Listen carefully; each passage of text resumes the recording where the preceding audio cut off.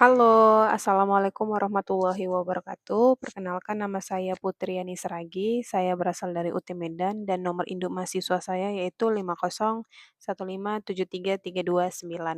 Dan di sini saya akan menjawab pertanyaan dari tugas 1 terkait tentang studi kooperatif yaitu integrasi isu sosial, multikultural, dan teknologi dalam pendidikan dasar. Pada kesempatan kali ini, saya akan memaparkan hasil analisa saya terkait dari 4 artikel yang berkaitan dengan pembelajaran di pendidikan dasar. Keempat artikel ini membahas topik yang sangat relevan dengan kondisi pendidikan saat ini, yaitu integrasi isu sosial, multikultural, dan teknologi dalam proses pembelajaran. Secara umum, pendidikan dasar tidak hanya berfungsi untuk mentransfer pengetahuan, tetapi juga membentuk karakter, sikap sosial, dan kemampuan berpikir kritis pada siswa. Karena itu guru dituntut untuk lebih kreatif dalam menyesuaikan pembelajaran dengan tantangan zaman, terutama di era globalisasi dan kemajuan teknologi yang begitu cepat. Pendidikan dasar bukan hanya tentang mengajar ilmu, tetapi juga membentuk karakter dan kesadaran sosial siswa. Tantangan saat ini keberagaman budaya, pengaruh globalisasi, serta kemajuan teknologi. Nah, keempat artikel ini yang saya kaji memberikan gambaran bagaimana pendidikan dasar di Indonesia dan dunia menyesuaikan diri dengan isu sosial, budaya, dan teknologi modern. Nah, yang pertama itu jurnal saya yaitu tentang integrasi isu sosial dalam pembelajaran IPS. Artikel pertama yang saya kaji berjudul Integrasi Isu-isu Sosial dalam Pembelajaran IPS untuk meningkatkan pemahaman konsep permasalahan sosial yang ditulis oleh Siti Adawiyah dan rekan-rekannya pada tahun 2024.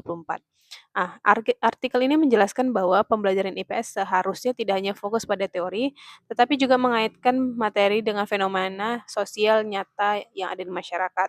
Misalnya tentang kesetimpangan sosial, keberagaman budaya, hingga pengaruh media sosial terhadap perilaku generasi muda. Dengan cara ini, siswa belajar memahami realitas sosial di sekitarnya dan menumbuh rasa empati serta rasa kepedulian terhadap sesama. Guru memiliki peran penting peran penting bukan hanya sebagai pengajar, tetapi juga sebagai agen perubahan sosial yang menanamkan nilai-nilai kemanusiaan. Di sekolah tempat saya bekerja, yaitu SD Negeri 106865 Bandar Pama, pendekatan ini sangat relevan. Kenapa? Karena Kabupaten Serdang Bedagai memiliki masyarakat yang multikultural dengan beragam etnis, agama, dan budaya. Kondisi ini bisa menjadi sumber belajar yang sangat baik untuk menumbuhkan nilai toleransi, gotong royong, dan saling menghormati. Namun tantangannya tetap ada pastinya. Tidak semua guru memiliki kesiapan untuk membahas isu-isu sosial yang cukup sensitif. Selain itu, bahan ajar kontekstual juga masih terbatas. Karena itu dibutuhkan dukungan dari sekolah dan pemerintah daerah, misalnya melalui pelatihan guru dan penyediaan bahan ajar berbasis lokal. Intinya pembelajaran IPS yang kontekstual mampu menumbuhkan kesadaran sosial dan empati pada siswa sejak dini. Yang kedua, itu pendidikan multikultural melalui media animasi. Yang saya angkat judulnya itu tentang artikel kedua saya yang saya angkat adalah video animasi bahasa Indonesia berdimensi berkebinekaan global untuk siswa kelas 4 SD oleh Putri Kristiantari dan Wiyarta pada tahun 2024. Nah, artikel ini sangat menarik karena menyoroti bagaimana nilai-nilai kebinekaan biar diajarkan dengan cara yang menyenangkan melalui media video animasi. Media ini menampilkan tokoh-tokoh pada latar budaya yang berbeda, yang bekerja sama memecahkan masalah dengan cara yang sopan dan saling menghargai. Dengan begitu, siswa tidak hanya belajar tentang tetapi materi, tetapi juga bahasa seperti konjungsi antar kalimat, tetapi juga belajar tentang nilai toleransi, kerjasama, dan kesetaraan. Hasil penelitian ini menunjukkan bahwa video animasi berbasis berkebinekaan dapat meningkatkan motivasi belajar siswa dan membantu mereka memahami pentingnya hidup dalam keberagaman.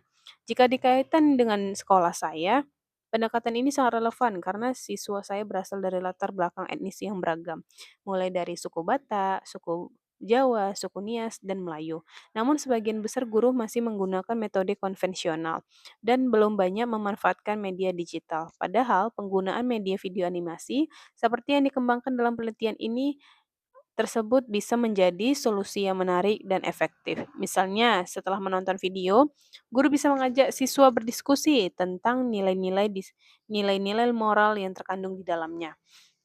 Seperti saling menghormati atau pentingnya komunikasi yang sopan.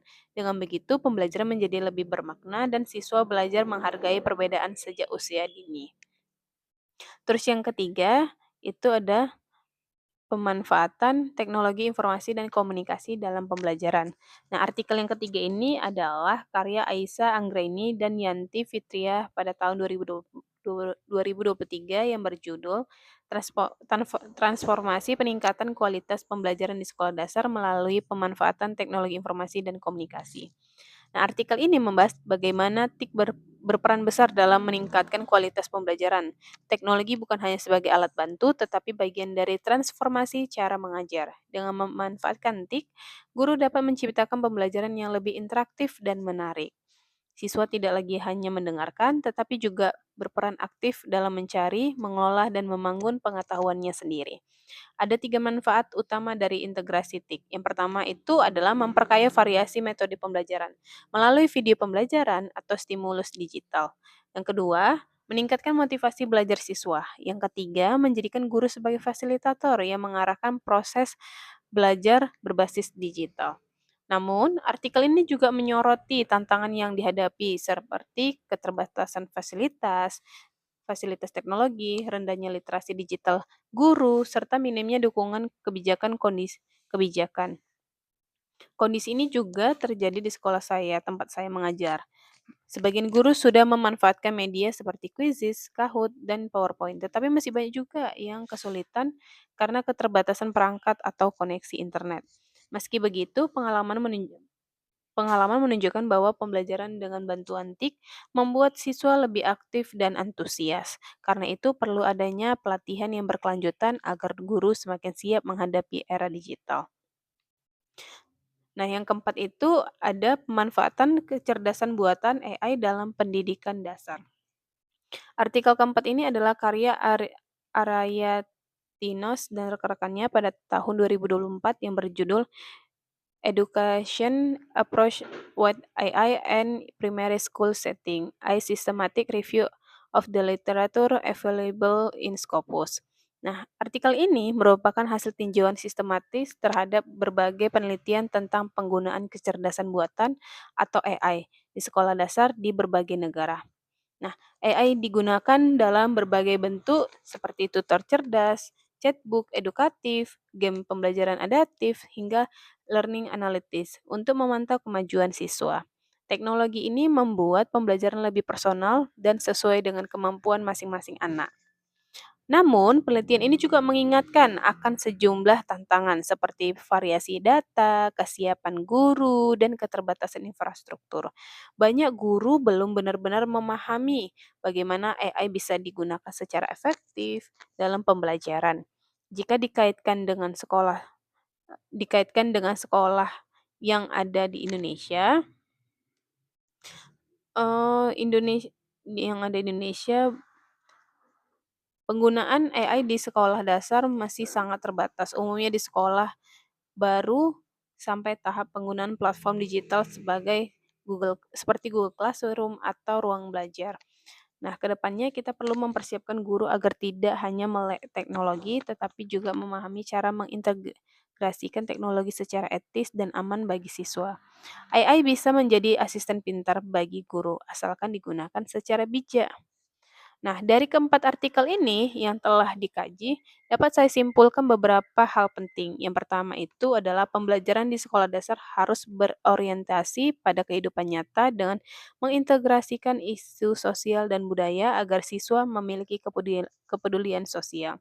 Yang kedua, nilai-nilai multikultural hanya harus ditanamkan sejak dini, salah satunya melalui media digital seperti video animasi yang menampilkan kebinekaan.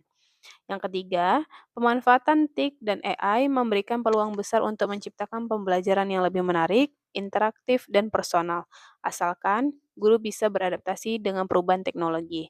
Pendidikan dasar yang baik adalah pendidikan yang seimbang antara pengetahuan, nilai-nilai sosial, dan keterampilan teknologi. Sebagai penutup, saya ingin menegaskan bahwa Anak-anak bisa anak-anak kita hanya perlu menjadi pintar tidak hanya perlu menjadi pintar secara akademik, tapi juga harus mampu berpikir kritis, berempati, dan beradaptasi dengan teknologi. Nah, baiklah sekian jawaban dari saya tutup. Assalamualaikum warahmatullahi wabarakatuh dan terima kasih.